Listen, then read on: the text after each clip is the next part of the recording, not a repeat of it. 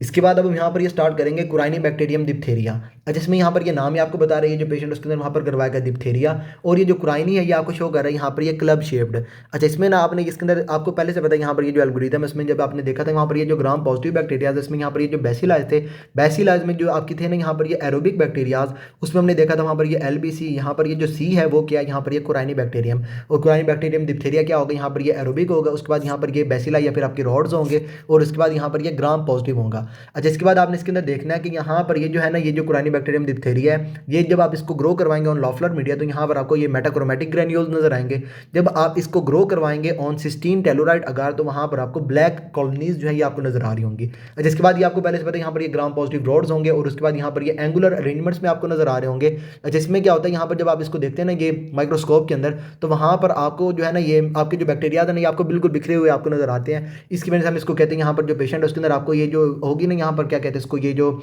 इसकी स्लाइड है उसके अंदर आपको ये जो चाइनीज़ कैरेक्टर्स की अपीयरेंस है ना ये आपको नजर आ रही होती है। तो ये आपने इसके अंदर देखना है यहाँ पर ये चाइनीज़ कैरेक्टर डिस्ट्रीब्यूशन आपको कहाँ पर नजर आती है, वो आपको नजर आती है यहाँ पर ये कुरानी बैक्टीरियम डिप्थेरिया के अंदर। अच्छा, इसके बाद ये आपके जो पेशेंट है उसके अंदर होती है, ये जो आपका पेशेंट उसके अंदर करवाएगा ना यहाँ पर ये डिप्थेरिया ये आपकी ट्रांसमिट होती है via respiratory droplets.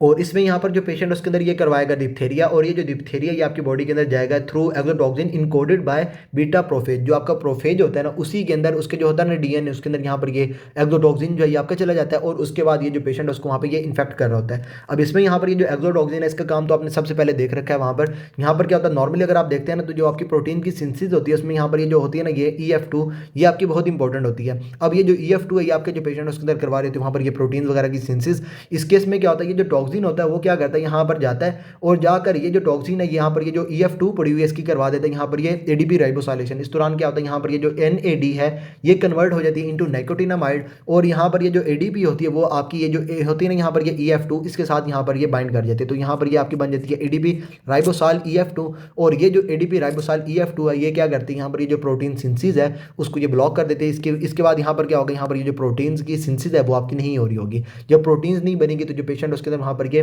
Protein synthesis inhibit हो जाएगी, और यहाँ पर ये पोटेंट एक्सोटॉक्सिन है और ये क्या करेगा प्रोटीन सिंथेसिस को इनहिबिट करेगा through ADP ribosylation of EF2, और उसकी वजह से यहाँ पर ये leading to possible necrosis in pharynx, उसके बाद कार्डिक एंड ये CNS टिश्यू। इसके बाद जब आप यहाँ पर ये सिम्टम्स वगैरह को देखेंगे तो यहाँ पर ये क्योंकि फेरेंक्स को इन्वॉल्व कर रहा है तो फेरेंक्स में आपको नजर आएगी यहाँ पर ये फेरेंजाइटिस, और इसमें यहाँ पर क्या होगा ये सूडो मेम्ब्रेनस फेरेंजाइटिस आपको नजर आएगी। यहाँ पर ये ग्रेश वाइट मेम्ब्रेन्स आपको नजर आएंगे विद लिम्फेडिनोपैथी, और इसमें यहाँ पर ये बुल्स नेक जो है ये अपीयरेंस आपको नजर आ रही होगी। जिसके बाद ये आपके क्योंकि कार्डिक जो है ना ये टिश्यूज वगैरह को भी इन्वॉल्व कर रहा है, CNS को भी इन्वॉल्व कर रहा है, तो इसमें यहाँ पर जो पेशेंट उसके अंदर आपको ये मायोकार्डाइटिस वगैरह आपको नजर आ रही होगी, एरिथमियाज आपको नजर आ रहे होंगे, और उसके बाद यहाँ पर ये न्यूरोपैथीज वगैरह जो है ये आपको नजर आ रही होगी। टॉक्सिक की जो होगी ना यहाँ पर ये डिसेमिनेशन वगैरह वो पेशेंट के अंदर करवाएगी यहाँ पर ये मायोकार्डाइटिस एरिथमियाज, और उसके बाद यहाँ पर ये न्यूरोपैथीज। अच्छा, इसके बाद आप जब इसको देखेंगे ना यहाँ पर ये लैब्स के अंदर तो labs diagnosis based on gram positive rods with metachromatic granules and Elek test for toxin. ये आपने इसके अंदर याद रखना है जो है ना यहाँ पर ये कुरानी बैक्टीरियम डिप्थेरिया इसके केस में आप जो पेशेंट उसके अंदर करवाते हैं यहाँ पर ये एलेक टेस्ट, और ये जो एलेक टेस्ट है ना यहाँ पर ये जो टॉक्सिन प्रोड्यूस करता है ना यहाँ पर ये डिप्थेरिया टॉक्सिन, इसको जो है ना यहाँ पर देखने के लिए हम क्या करवाते हैं यहाँ पर ये एलेक टेस्ट। तो ये आपने सिंपल इसके अंदर याद रख लेना है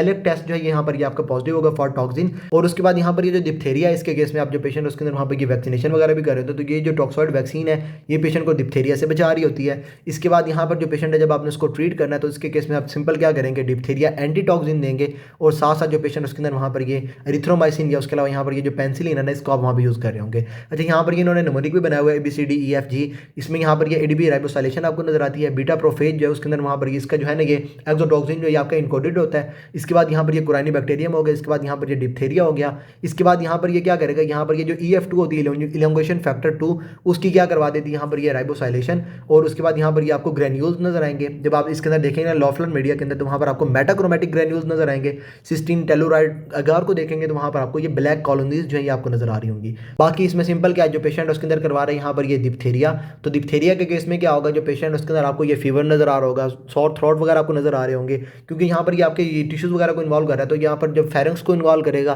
फीवर, सॉर थ्रोट, उसके बाद यहाँ पर ये लिम्फेडिनोपैथी वगैरह आपको नजर आ रही होगी। जब ये आपका ये फेरेंक्स को इन्वॉल्व करेगा, उसके बाद जब आपका जो पेशेंट है उसके अंदर ये कार्डियक टिश्यू को इन्वॉल्व करेगा, जो आपका होगा ना टॉक्सिन जो होगा, जब ये आपका डिसेमिनेट कर जाएगा ब्लड के अंदर, तो जब ये आपके जाकर हार्ट को इन्वॉल्व करेगा तो यहाँ पर आपको मायोकार्डाइटिस नजर आएगी, एरिथमियाज वगैरह आपको नजर आएंगे। ब्रेन को इन्वॉल्व करेगा तो उसके केस में आपको ये न्यूरोपैथीज वगैरह जो है ये आपको नजर आ रही होंगी। तो ये सिंपल आपने देख लेना डिप्थेरिया, जो इसके केस में आपको क्या नजर आएगा, यहाँ पर आपको लिम्फेडिनोपैथी नजर आएगी, सॉर थ्रोट, फीवर वगैरह आपको नजर आएगा। उसके बाद ये जो फेरेंक्स है इसके केस में आपको वहाँ पर ये ग्रेश वाइट जो अपीयरेंस है ये आपको नजर आ रही है, मेम्ब्रेन्स वगैरह आपको सूडो मेम्ब्रेन्स नजर आ रही होंगी। आपके जो हार्ट है उसको इन्वॉल्व करेगा, मायोकार्डाइटिस आपको नजर आ रही होगी। उसके बाद आपके जो सीएनएस उसको इन्वॉल्व करेगा, तो यहाँ पर जो पेशेंट है उसके अंदर आपको ये न्यूरोपैथीज जो है आपको नजर आ रही होंगी। तो ऐसा करते हैं इस वीडियो को यहीं पे स्टॉप करते हैं। फर्दर आपको इसके अंदर कोई भी प्रॉब्लम है then you can ask me, and till then अल्लाह हाफिज़।